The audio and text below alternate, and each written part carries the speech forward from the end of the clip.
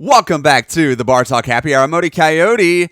We are back with another big interview this week, guys, and it's been a minute since we got to chat with him, and we're super excited to have him back on the show. I've been hyping him up all week for you guys, but that's right, we are back with the one and only Mr. Chuck Wimer. How you doing, sir? It's good, man. Everything's good. How you been? Doing good. I know you're a busy guy right now. Football season's back in gear, and your boy's playing varsity football. I bet that's pretty exciting for you. Yeah. He's got a game tonight. We're gonna after we get off the air here, we're gonna get me changed, get on some shorts and stuff, and then go out there and watch the game. And he keeps on getting a little bit more field time every time he goes out there, which is, it's just amazing. He's on varsity already, but we're proud of him. He's doing good. Yeah, that's really cool. Dads can always dream, right? Boys playing, uh, Premier League college and maybe some NFL deals down the road. No. Well, whatever works for him. Like it's his dream, and he's following it. So we just support him in it. He's been doing it since he was 3, though. He's been playing football since he was 3. All right. Well, we'll keep those Division One dreams and all that. I know every dad kind of hopes for things like that, but obviously we want our kids to be happy and successful doing whatever it is they want to do. And you have been pretty successful with this brand new single that came out actually a couple months ago called "Life Goes On." How has that been going for you, radio wise, and list and fan feedback and all that? How's that been going? It's been doing really good. Streaming numbers are actually really solid with this song, and as far as radio goes, it's we're sitting at 35 this week, so it's slowly, steadily moving up, and we appreciate all the support from everybody playing it.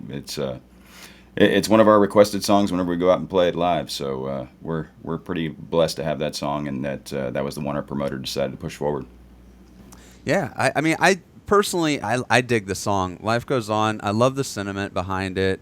Life's always changing. You're just trying to keep up with it, and I think it actually really resonated well with our audience. We actually had several people that were requesting it to hear it on the show, and so I'm really excited for you on that. I'm glad it's doing well live. You've been playing at some pretty big venues lately. You want to talk about that? Yeah, we've been hitting some a nice spot in San Antonio that it's always fun to get into San Antonio because there's a lot of bar band kind of favorability there. They like the covers and the classics, and we do a lot of original in our stuff. So sometimes it's a little bit harder to get into places, but we got a place, Texas Star Inn. We've been playing there. We got our Green Hall debut coming up here in about a month. Circle T Arena out in Hamilton. They've asked for us to come back out there. So bunch of really fun places, and then of course we got the places that just keep bringing us out because we have a lot of fun. Out in Fredericksburg, we go out to Hondo's on Main and the Villa in Green. So yeah, we've just been blessed with all the places they want us to come out to, and we've been seeing a good reaction with the audience, and everybody's been having fun and dancing and requesting our songs. So what are we gonna do? We just got to keep on going. Keep going, ride ride the wave, I guess, if you will. Yeah. And it's good. You previously were nominated for quite a few awards, including in our field here, for the Male Texas Artist of the Year for Internet Radio, right? Yeah. Matter of fact, I can't even remember which one. So they changed the name of the award between years, but one was Best Male Artist and one was Entertainer or something like that. But yeah, we won that one this year and last year. So I think Mark was telling me that we've kind of classed out of that. We're going to be not eligible for those awards anymore because we've just been blessed to be growing beyond our shoes. And that's a good problem to have. And Yeah. of course, we're affiliated with the TCMA as well as the ACMA and all that, and so we kind of follow all of the awards here for us. For the show, we've kind of classed out when we've got I think we're up to 17. So I understand where you're going from, but I'm just excited to see you grow. One of the comments I saw about you is that you're one of the well-known traditional Texas artist. Like I think the comment said something to the effect, I'm not going to quote it verbatim, but basically that you are like a true representation of the Texas genre. I just wanted to kind of ask you that. When you see comments like that or you hear about comments like that, what are your thoughts as far as staying true to the genre, but also kind of keeping up with your creativity? Is that kind of shifted a little bit over time? Well, to be honest, I haven't heard that comment, so that's pretty cool to hear. No, we're just true to ourselves. I mean, we're not trying to reinvent the wheel. We're not trying to jump on board with everybody else. We just my inspiration for writing started with Chris Ledoux and George Strait and those guys back in the 80s, 90s, probably the 90s. I think was more of the time frame. And once I got introduced to Chris Ledoux, and that kind of redirected my songwriting to where it was more story based, and we try to make sure that there's a story in all the songs, even if they're the fun kind of just goofing off songs, like What About That Guitar? That was just kind of a joke about Nashville music, and it still had more of a story than what you typically see on the national side. But right now Nashville's doing the beat and kind of the fun beat vibe, right? That's I guess that's the best way to describe it. And Yeah. and we're still trying to keep the story going. So we don't resonate there, but we do resonate where we're at, where we're telling stories, and you can dance to the music, and you can pretty much put a fiddle on anything that we're doing, and it would still fit. But yeah, that's nothing against Nashville. We don't fit there. You know what? And that's actually, for this show too, we call it Bar Talk Happy Hour. We're playing all the honk talk music and everything like that. And I think that's actually really true. I'm with you on the Nashville sound right now. It's very confusing because on one hand you've got guys like Zach Top, who are doing well, making new traditional, what I would call more traditional country music. But the thing is Texas has been doing it they've never really changed. It's always been real country music, and I'm really excited, and I think that's one of the things we try to do on the show is help promote guys like you, because you're making country music still really exciting without changing, I think, the core characteristics of country music. When you go do your live shows, though, I wanted to ask, how has that kind of been with fans? Are they really excited to keep country music? Have you gotten requests to be a little bit more modern, or have you been? I guess what I'm really trying to ask is, have you felt any pressure to change to be more like Nashville, just to kind of get a little bit bigger, or get more streams on Spotify? Well, there's always pressure from somebody. Somebody's going to come in and they're going to say, play this song or play that song, and we have a rule: if my band hasn't practiced it together, then we won't do it. Just because I'm not gonna have a 99% good product that we had for that night and then mess it up, and somebody leaves thinking, man, they were horrible because they remember that one song. We wanted to remember all the songs that we've rehearsed, we've practiced, we put our time and our effort into. And then when it comes to something that's just like they want me to do Shabuzi or something like that, and it's like, yeah, we just don't play that song. We don't have the drum machine that makes that beat. We don't have we just don't have that capability. We're not going to try to. You can do an acoustic version of it, but it just doesn't sound right. And then, of course, if they ask for Beyonce, then I'm going to be like, nah, you can go to a hip-hop club and go catch that song. Cause, Not her, but nah. not here. It's not happening here. No. Said, man, I'll play an old Taylor Swift song and sing it from a male perspective, but yeah, we're not doing the hip hop with the twang. That's not our thing.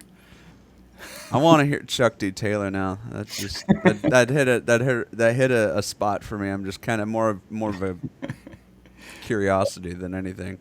Chuck doing Taylor. I want to hear the cover of that. That to me.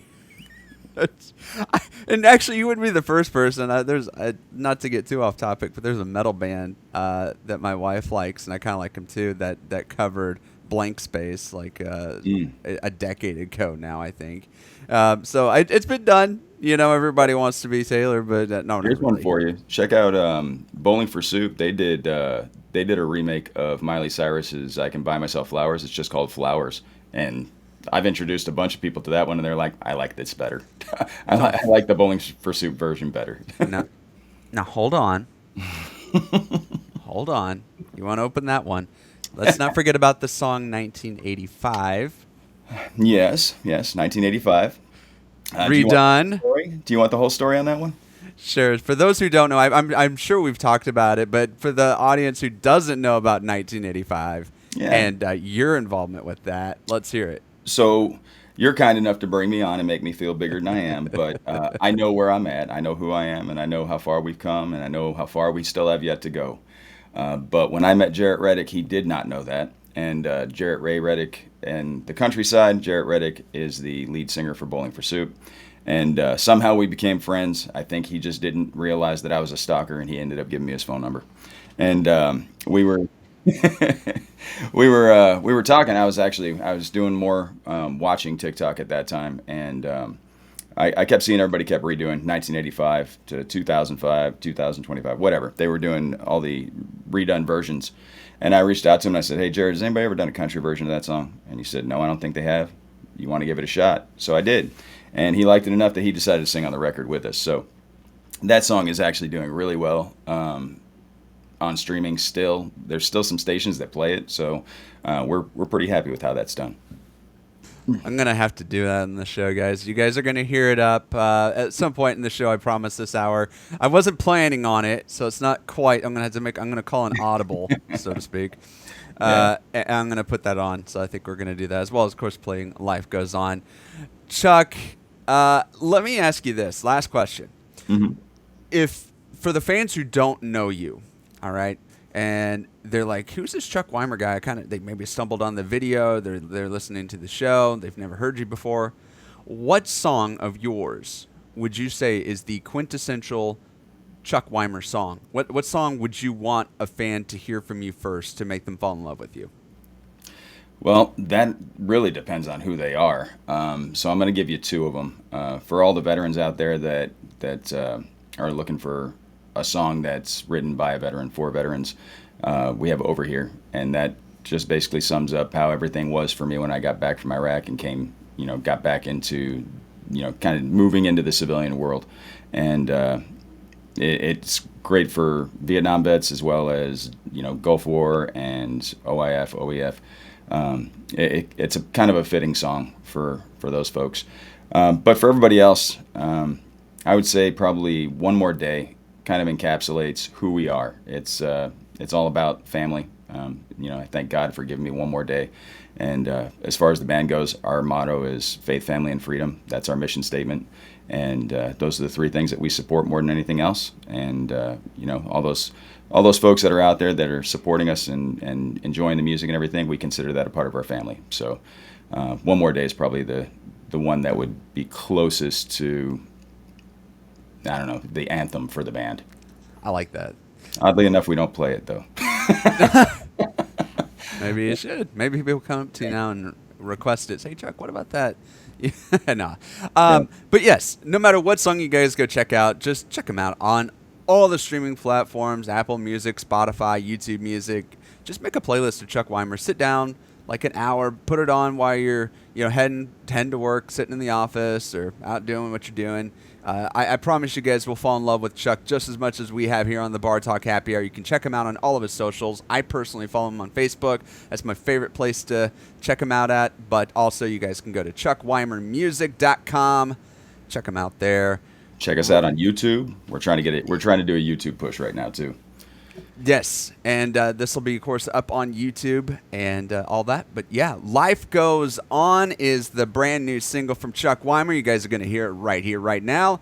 Thanks again, Chuck, for joining us here on the Bar Talk Happy Hour. And appreciate you, buddy. We'll see you around again sometime here real soon. Looking forward to it.